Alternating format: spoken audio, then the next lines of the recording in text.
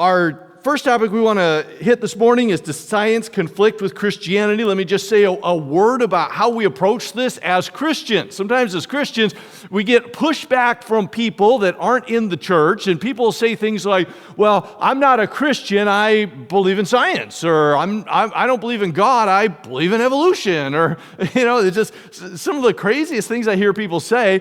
And the reality is, as Christians, we have to stand and say, no, as a Christian, if it's true, we believe it. In fact, here's something that sometimes people think, if you're a Christian, you can only believe things that are in the Bible. Well, guess what? I do believe things that are in the Bible. In fact, I believe everything that's in the Bible. But I don't only believe things that are in the Bible. So I was thinking this morning, I forgot to ask, I think, Pastor, you have a birthday sometime this month, don't you? Is your February birthday? I have a February birthday as well. So about a week back, I had a birthday.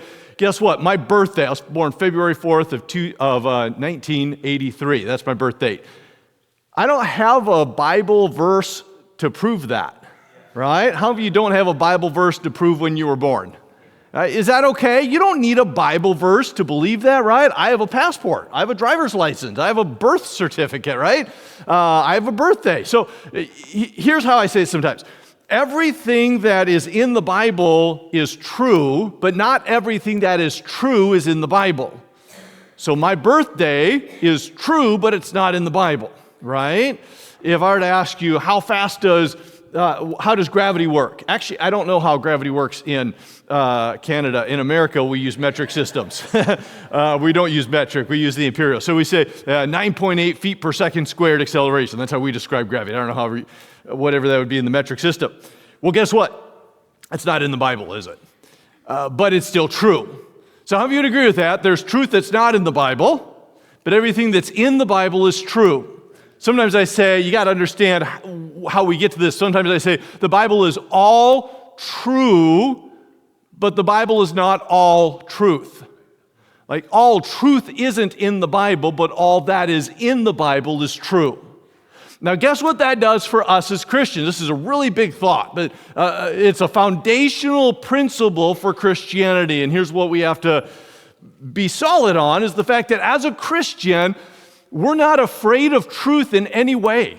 Truth is not a threat to your faith as a Christian. In fact, truth is never a threat to true belief, right? Because if there's a conflict between what I believe and what is true, can I say this?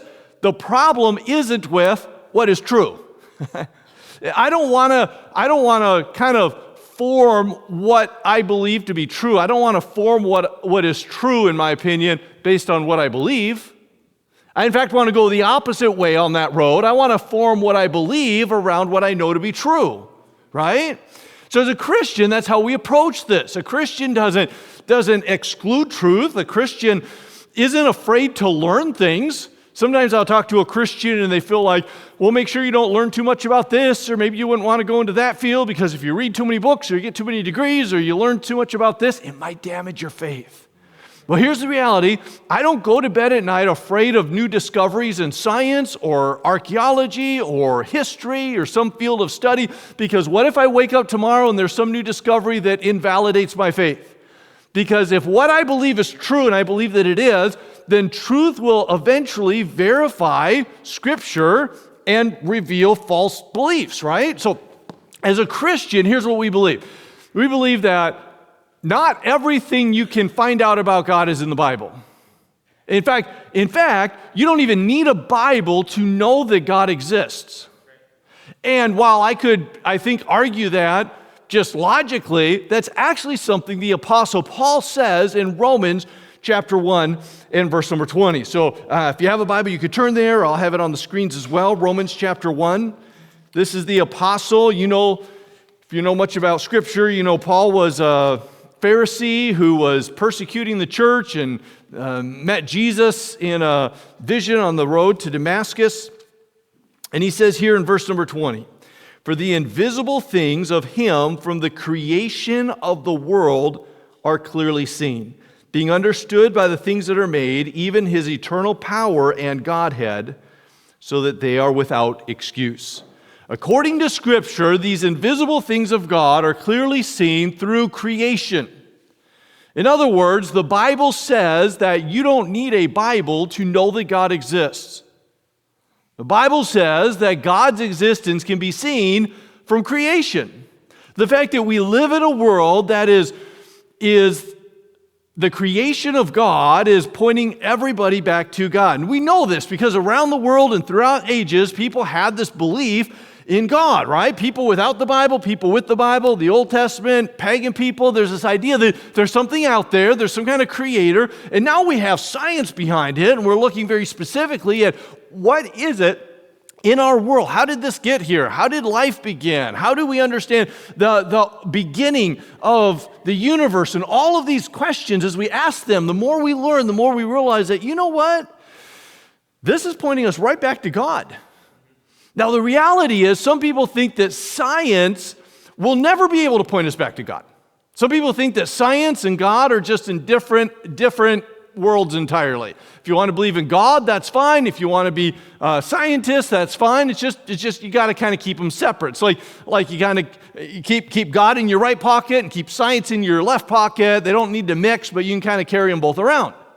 Well, that's not a Christian worldview. A Christian worldview has a unified view of truth. That God and science, that the Bible and history, that my faith and the facts, they're all in this unified view of truth. If it's not true, I don't want to believe it. In fact, I don't want to believe anything that's not true. Somebody once said that anything that can be destroyed by the truth should be. And as a Christian, I don't have a problem with that. I would agree with that, because if something can be destroyed by truth, then that's not something worth believing, is it? And what Scripture tells us is that even creation, even the universe itself, bears witness to God. David said this in Psalm chapter 19. He said, "The heavens declare the glory of God, and the firmament showeth his handiwork. Day unto day uttereth speech, and night unto night showeth knowledge. There's no speech nor language where his voice is not heard." Say, well, some people don't have the Bible. Guess what? Everybody has creation. Say, some people can't read. Guess what? Everybody has the stars, right? Or has some sense of creation. And the Bible says, guess what? That's a clue. God left a clue for us. God gave us evidence to believe in Him. Yes, did God give us the Bible as well? For sure. See, God's revelation is kind of layered. There's general revelation. That's everybody. Everybody, that's through creation and conscience. We can all know that there's a God. And then there's special revelation. The Bible's an example of that. This is special revelation. And then according to Hebrews chapter 1, there's the culmination of God revealing Himself to us. And He has a name, and that name is Jesus. Right? And Jesus is kind of the pinnacle of the pyramid of God's revelation to us, because this is God in the flesh. But as a Christian, we don't need to be afraid. I guess that's where I'm establishing this first. We don't need to be afraid of anything that we're going to learn or see. Now, there are some very anti-Christian beliefs. There are some very unbiblical theories. Of course, that's true. There are very ungodly people that might have a different worldview, but we don't have to be afraid of truth. Isn't that assuring as a Christian? That we don't, as a Christian, have a fear of truth. We can stand and say, hey, this is God's world. Right? There's an old song we used to sing, maybe you sing it once in a while, "This is my Father's world." Right? And the idea is that this is the world that God has made, and His fingerprints are all over it. So when we look at science, when we look at nature, it points us directly back to God. One of the arguments that we've typically given in this will focus on the existence of the universe itself. We call this sometimes the cosmological argument. The cosmological argument is an argument from cause and effect. Thomas Aquinas, alive 1,000 years ago, Thomas Aquinas referred to God as the uncaused cause. Now here's the reality. Something had to start our universe, right? There's always a cause for every effect. In fact, Newton talks about this. It's a basic principle in science. We know whatever effect has some kind of cause. If there's a fire, we're going to look at who started the fire. We had some fires in California, maybe you saw about a month back, and they were looking for, hey, did somebody start this fire? Did the power line start the fire? Like, what's the cause of this? They're really bad because they had a lot of wind and stuff like that. You do that, right? How many of you, if you walk outside, if you drive your car to the market, and you walk outside and your car is sitting there and there's a big scratch all the way down the side of the car? You don't just look at the scratch and say, man, I hate it when the paint just kind of simultaneously scratches itself like that, right? You're like, what happened to my car? There's a scratch. I parked it. It was fine. Now there's a big scratch. And here's what you know. Something caused it to get scratched, right? So you're looking around. You're trying to see if there's carts, or so you look to see if they have cameras on the parking lot. So you maybe go ask the security to rewind. Why? Because you want to know what happened to that. There was a cause for that effect. Well, guess what? The world that we live in had to have had a cause. Some people, I think, with a remarkable lack of curiosity, just are willing to shrug their shoulders and say, yeah, we're here, that's it, let's just deal with it. Curious minds want to know, how did we get here? Like, what was the cause of this? How can we explain this? And the reality is, there's only two options. Either something has always existed, or something began to exist out of nothing. The fact that we're here means that something has always existed, or something began to exist out of nothing. And I ask you, which one's a more logical argument? The fact is, there's kind of some problems with each, isn't there? It's hard to imagine something beginning to exist out of nothing. Why? Well, because we've never seen it, and it defies all that we know about science. To think of something that of nothing producing something defies everything. There's a movie we watched as a kid about a family that was running away from the Nazis called I think it's called Sound of Music, and there's a song in there where the singer sings, "Nothing comes from nothing, nothing ever could." Everybody see that musical as a kid? You know, that's pretty solid philosophy, isn't it? That nothing can come from nothing. The fact is that either something began to exist out of nothing, or something has always existed. Now, if you go back in human thought, there are people on each side of that. What do you think throughout human history, which of those two sides most people would fall on? Something began to exist out of nothing, or something has always existed in most of human history? It's actually most people throughout human history thought that something has always existed. Most people that weren't Christian would think, well, matter is eternal. The world that we live in has just always been here. There's always been a sun. There's always been an earth. There's always been a galaxy. The universe has just always been there. Practically nobody today believes that. Sometimes we refer to this as the solid state theory of the universe. Like, if that's what you're holding on to, that's how Aristotle thought before Jesus. We know so much more about the universe. Today, that's not our model of the universe. Today, we know that the universe began to exist. And the question is, what can cause that? We'll talk about that with a different argument at the end. But the cosmological argument is simply an observation that the existence of the universe requires an explanation. Right? Just like a scratch on your car requires an explanation, the existence of the universe requires an explanation. Apologist J.P. Moreland said the cosmological argument starts with the existence of the universe and reasons to the existence of God as the best explanation. The second argument that we want to give and take a little bit more time on, does science conflict with the Bible? I don't think it does, and the second argument is the teleological argument. Since it's early on Saturday morning, let's just practice saying that word together. Let's say teleological. Here it is, teleological. What does that mean? The teleological argument. Well, this is an argument from design. Now, when you see something that is designed, you assume that there is a designer. This is a pretty primitive illustration of just a bunch of Legos. Anybody play Lego in here? So my kids have a bunch of Lego, and they've got some of them with gears and stuff, and I don't know, years ago we built this little car, and we had a little steering wheel, and you turn the steering wheel and the wheels would turn, and we had to kind of work on that for a while. If you look at that design ingenuity, I helped him with that, and you can tell why Elon Musk has never contacted me to help build Teslas. It's not that complicated because it's a pretty clunky design, if I'm being honest. There's nothing very elegant about those Legos, but despite that, it worked. And how of you, if you look at that and you've got a little steering wheel that turns the front wheels, if it works, you'd say, well, somebody did that intentionally. It didn't just happen that the steering wheel is connected to the front wheels on that car. It was by design, right? Somebody had to think through that a little bit. And when you see design, you assume correctly that there's a designer. Whenever you see design, this is true. If you were to walk outside, and I saw when I walked in a whole row of trees, I've got to believe when those trees are full of leaves, it's nice and shady. It's just a beautiful boulevard out here. And then at some point between the middle of summer and February, those leaves have to go somewhere. And I'll bet there's some days that there's just leaves all over the street, right? So imagine you walk out the side of the church, you go out one of these doors and you open up and there's leaves all over the place, and then right in the middle of the sidewalk you see a whole bunch of leaves and they spell out the word, "Will you marry me?" Wow, that's an important message, right?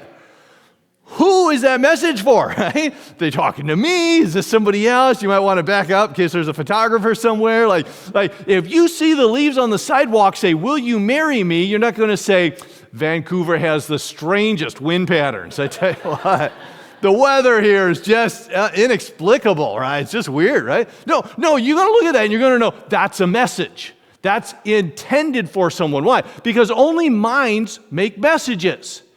Code requires coders. Design requires designers. Messages require a mind. And what we see in the universe is an incredible amount of design. There's, at one level, just a base level of elegance throughout the universe. If you're familiar with the Fibonacci sequence, and just everywhere we look, there's design. I think this looks like it's a sunflower. But while there's mathematical design and ingenuity everywhere, at the end of the day, fundamentally, the most complicated thing to design, there's 2 points in science that are absolutely without explanation without God. The existence of the universe and the beginning of life. Those 2 points right there. The existence of the universe. Let's talk about that for a minute. The existence of the universe. The universe that we live in is fine-tuned for life in an incredible way. Now, one of the things my kids will do when they drink a water bottle, I think it's a little bit less common now. They used to do this all the time. When they drink a water bottle, and then they would try to flip the water bottle and make it land. Like half full of water, and they'd kind of flip it. I never was really good at that. Have you ever tried that? Tried to flip a water bottle, make it land? So if I say, "Hey, I'm really good," and I flip the water bottle and make it land, you might be, "Okay, that's kind of impressive." Does that help you pay the mortgage? Or I don't know, how cool of a trick is that? But guess what? If I were to take something like a sharp, say a pencil that was sharpened to a little point, and I were to flick that pencil up in the air and it went higher than that speaker and it came back down and the pencil landed perfectly and stayed right there. Like it didn't stick in, it's just balancing at the edge on a little pinpoint. You say, "You got that pencil to balance on a pinpoint?" We'd all gasp, we'd all walk up and look at it, right? Like, what's the trick? Is it magnetic? Like, there's got to be some kind of trick to that. Because here's what you know. I can't just balance a pen at the edge of this podium after flicking in the air. It's maybe not impossible, but you look at that and you're like, there's got to be a trick, right? It's the way it's balanced. It's just, if anybody breathes, if anybody closes a door, it's going to knock this over. It's unbelievably well balanced. Okay, the world that we live in is so much more unbelievably well balanced than any picture like that could illustrate. It's unbelievable.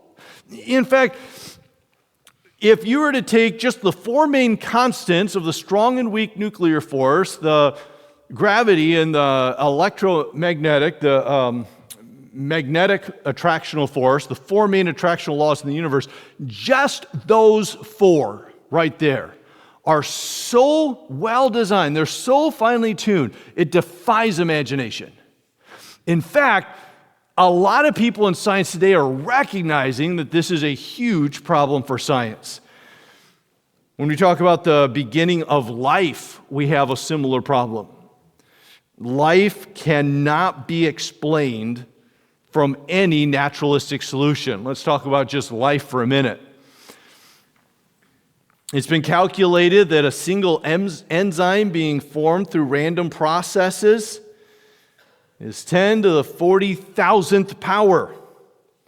If you're not sure how big of a number that is, that would require more attempts at forming a single enzyme than there are atoms in all the stars in all the galaxies in the universe.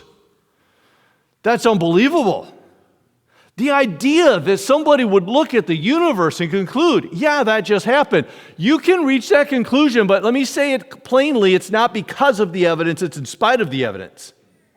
Because the evidence, it would be more likely to walk outside and see, will you marry me, by leaves on the sidewalk randomly, than it would be to have this kind of precise tuning. This is for a single enzyme. Now, the more we learn about life, the more we learn about the universe, the more we see this fine-tuning, the more incredibly powerful Christianity seems. In fact, people say things all the time like, oh, I don't need the Bible, I believe in evolution. Well, it depends on what you mean by evolution. I do too in one sense, right? Things can develop. There's biological adaptation. I don't think everything came from the same common ancestor. I don't think, a rat and a cat had the same common ancestor, but I do think that probably eagles had common ancestors, and we saw a squirrel outside this morning. How many think maybe gray squirrels and red squirrels and black squirrels and flying squirrels, and I don't know all the different kinds of squirrels, maybe they all came from a common ancestor, right? But the common ancestor was a squirrel. Now, we know in genetics that there's a variation that's allowed in our DNA.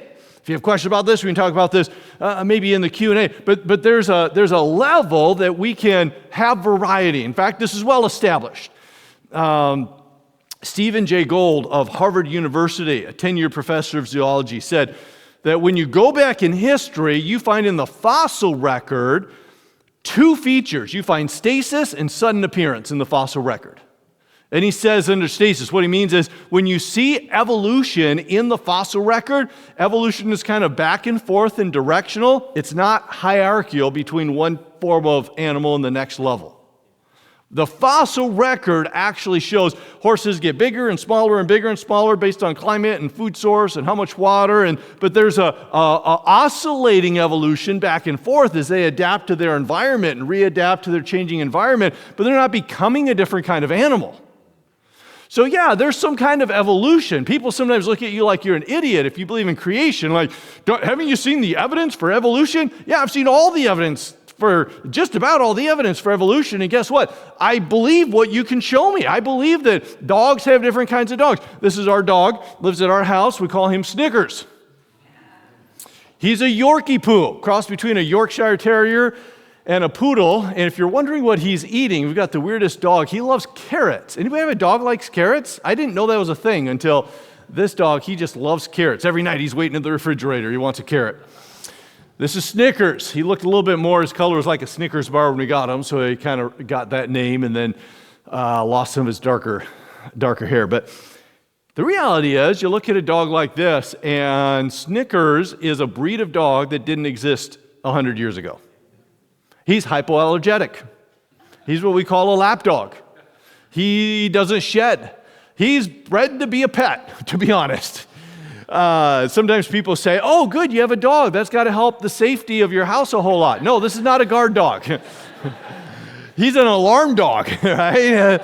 But not a guard dog. I've seen cats more fierce than this dog.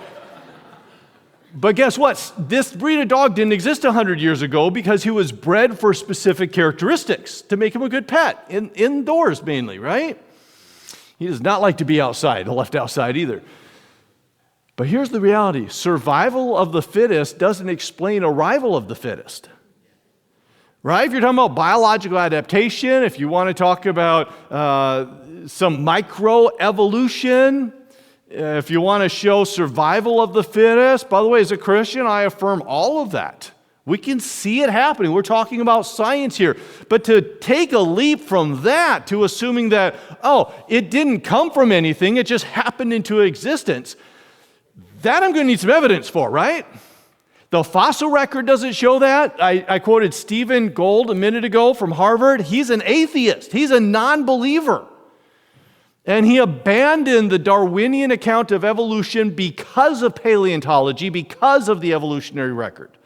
Because this is just not there. The fossil, the missing links that you expect to find, let me let you in on kind of a dirty secret of science here when it comes to the missing links. We talk about the missing links.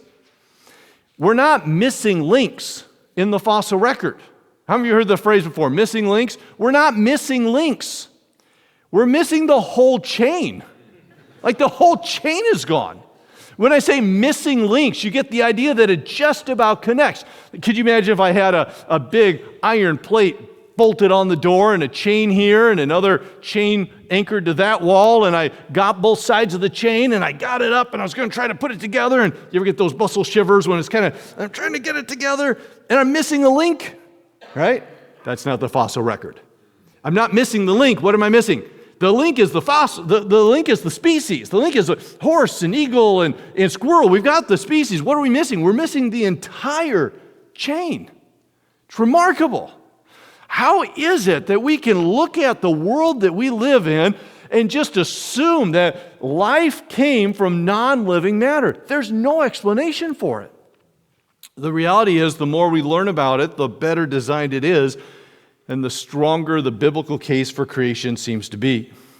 Now, I do want to keep moving fairly quickly, but I want to illustrate the basic math behind this with a lock that you would use on a bicycle. Maybe you've had something like this before. Or if you have a bicycle and you want to ride it to the store and you want to lock it up. And if you have a lock like this, imagine instead of having 4 different tumblers on it, you only had one.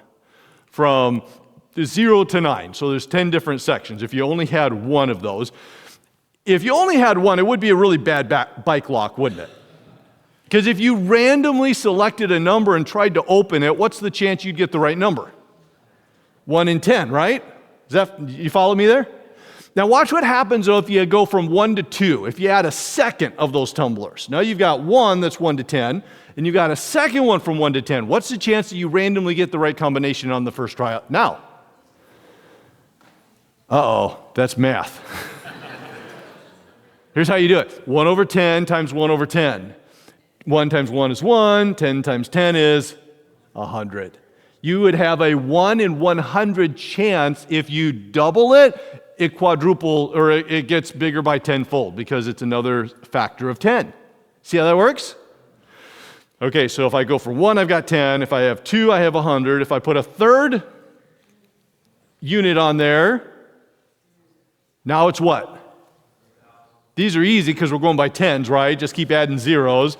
This lock right here, I can look at it and I can tell you if you randomly select a combination and try to open it, you have a 1 in 10,000 chance that it's going to be right. See how that works?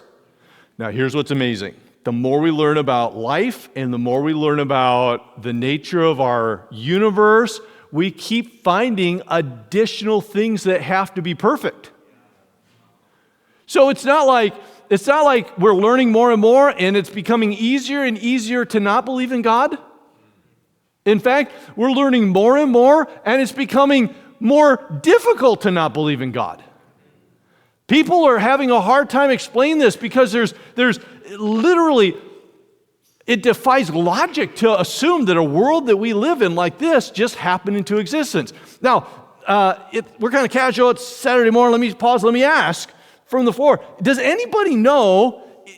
Try thinking for a moment like an atheist, okay? We're in church. I know that's kind of weird, but put on your non-believer hat for a minute. Try to take a worldview of someone that disagrees with you. Let's say you don't believe in God. Let's say you're not a Christian, and you just heard argumentation from fine-tuning of the universe, and you're like, I still want to be an atheist. What would you do with that? What do you think in the marketplace of ideas? What's the main explanation for what we just gave for the fine-tuning of this universe? Anybody have a guess or thought or what you would say? Infinite possibilities called a multiverse usually, right? Is that what you're talking about? Yeah. The idea is, okay, you're right. This is fine-tuned. What if we just got lucky? People say it's the anthropic principle. People say, okay, if the universe couldn't support life, we wouldn't be here wondering about why we're here because we're alive and it wouldn't support life, right?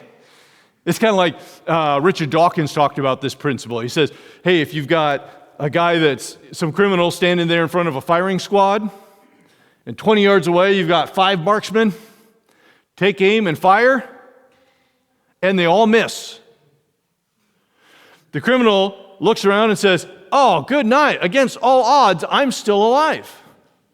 To say, well, of course you're still alive, because if you're not alive, you wouldn't be asking, why are you still alive? You'd be unconscious, you'd be dead. So the fact that you're still alive shouldn't be surprising, because if you weren't alive, you wouldn't be wondering that.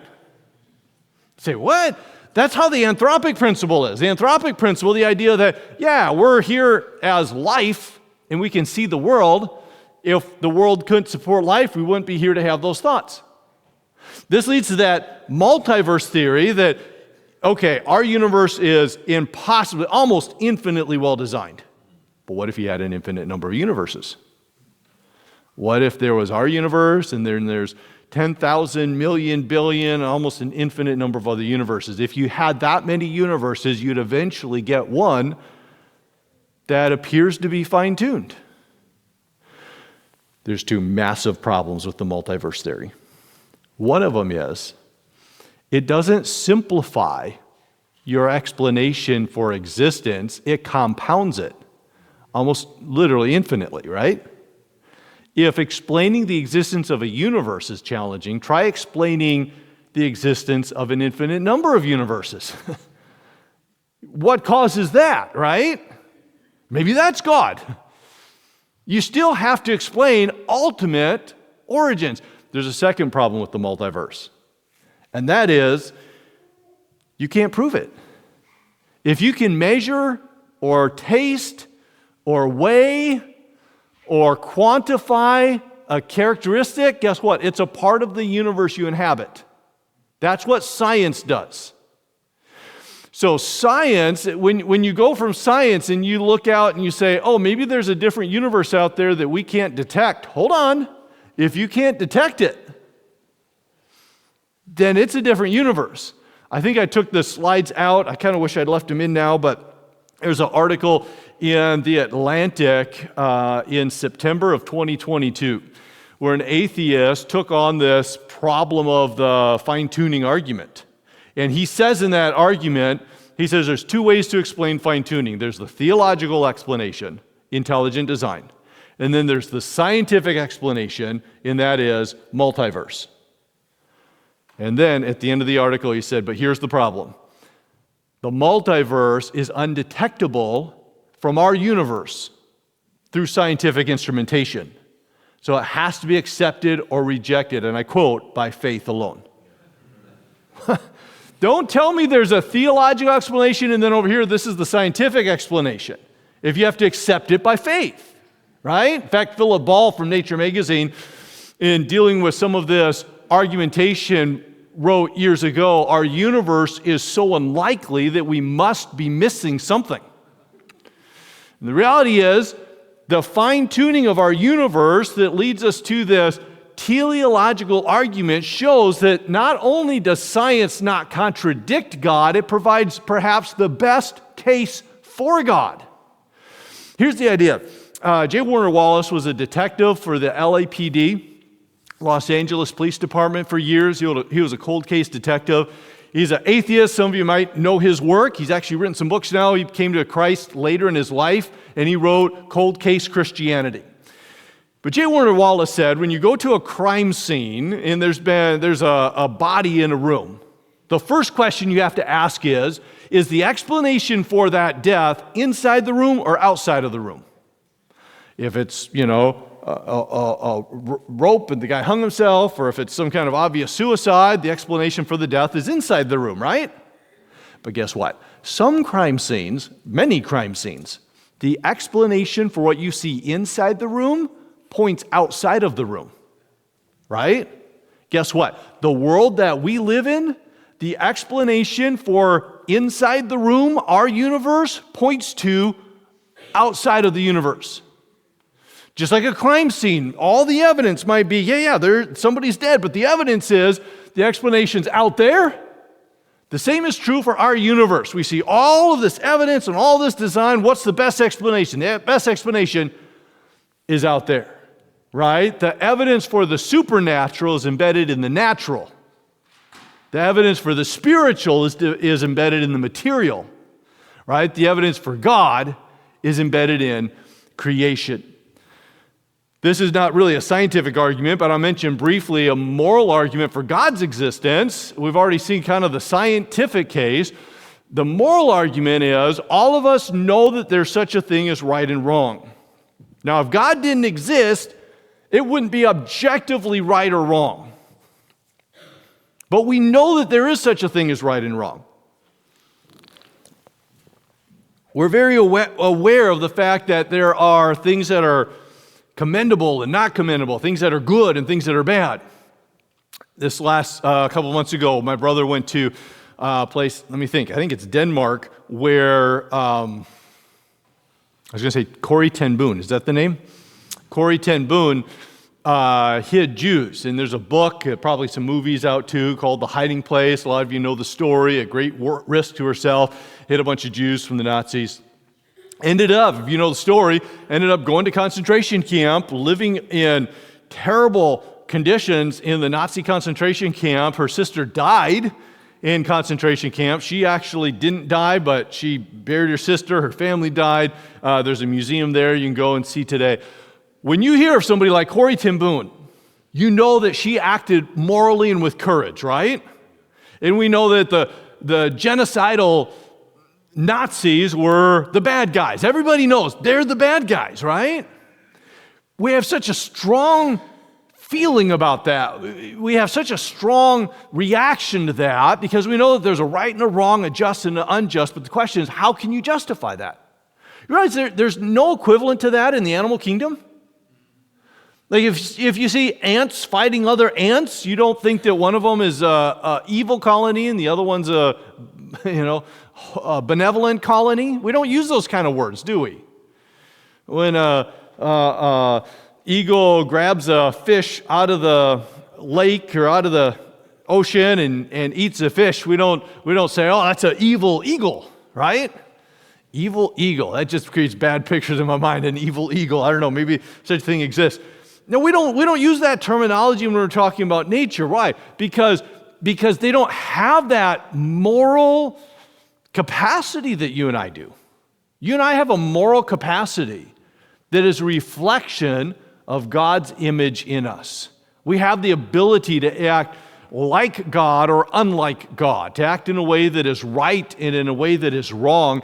In that sense, drives us back to God. This is hard for an atheist. If you ask an atheist, why do you think morality exists? They say things like, well, I think society determines that. I think we kind of, as a group of people, and there's an evolution of ethical standards, they'll say. Sam Harris, I quoted him last night if you were here. He's a well-known atheist, did a TED Talk several years ago and argued that you can be moral without God. You can be moral as an atheist. And I want to say, you can act in a positive way as an atheist, for sure. Many do, right? We all know nice atheists that do good things. Maybe they can build a hospital and give away their wealth, right? You don't have to believe in God to do that. The question is, what makes that good if God doesn't exist? That's the question, right? What makes it good to be kind to the weak instead of to kill the weak? What makes that good? What makes it good to uplift the poor instead of eliminate the poor? What makes that good in an ethical, moral sense? You know it is, I know it is, but what is the root of that? And that requires us to go back to God. And then finally in the first section, I just want to mention a form of the cosmological argument, sometimes we call the kalam. And that's really hard to read, but it goes like this. Everything that begins to exist has a cause. The universe began to exist, therefore the universe has a cause. Let's say that all out loud. Can we say that? If you can read it, let's say the 3 sentences. Ready? With me on top. Everything that begins to exist has a cause. Secondly, the universe began to exist. What's the conclusion? The universe has a cause. What does that do? This is what we call a syllogism in logic. It's a categorical syllogism. And if you know logic, you can look at it and say, yeah, you've got distributed middle terms, and you've got, it follows all the rules, 7 main rules of syllogism. This is a powerful argument, because if you want to reject the conclusion, since it's valid in form, you have to say one of the premises is not true. And whether you want to say the universe didn't begin to exist, which would put you well outside of the consensus in the scientific community, because everybody believes in the Big Bang, right? I don't know how long ago it was, but that's a different question as far as the time. But we know the universe began to exist, and then the universe and then everything that begins to exist has a cause. This is based on the entirety of observational science, right? Things don't just, like universes, don't just pop into existence. We've never seen it happen. There's no concept of how it could happen. And this points us directly back to God. The reality is, as Paul said in Romans chapter 1, the invisible things from creation of the world are clearly seen. J. Warner Wallace is the guy that I mentioned a minute ago, is the detective who came to faith later in life. J. Warner Wallace said, I'm not a Christian because it works for me. I had a life prior to Christianity that seemed to work just fine, and my life as a Christian hasn't always been easy. I'm a Christian because it's true. I'm a Christian because I want to live in such a way that reflects the truth. I'm a Christian because my high regard for truth leaves me no alternative. And the fact is, as a Christian, the Bible is not in conflict with science. There's a lot of things science teaches us that the Bible doesn't teach. There's a lot of things that the Bible teaches that you can't learn from science. But there's also a lot of areas where the Bible and science overlap. And as a Christian, there's a harmony in those areas, because everything that is in the Bible is true, but not all truth is in the Bible. So you, at one hand, don't need to be afraid of losing your faith by learning something. And on the other hand, you can go into the world that God created with a curiosity and an academic honesty and an openness to learn, because there's no conflict between truth. Truths do not conflict. If you find two claims that are in contradiction to each other, at least one of them is not true.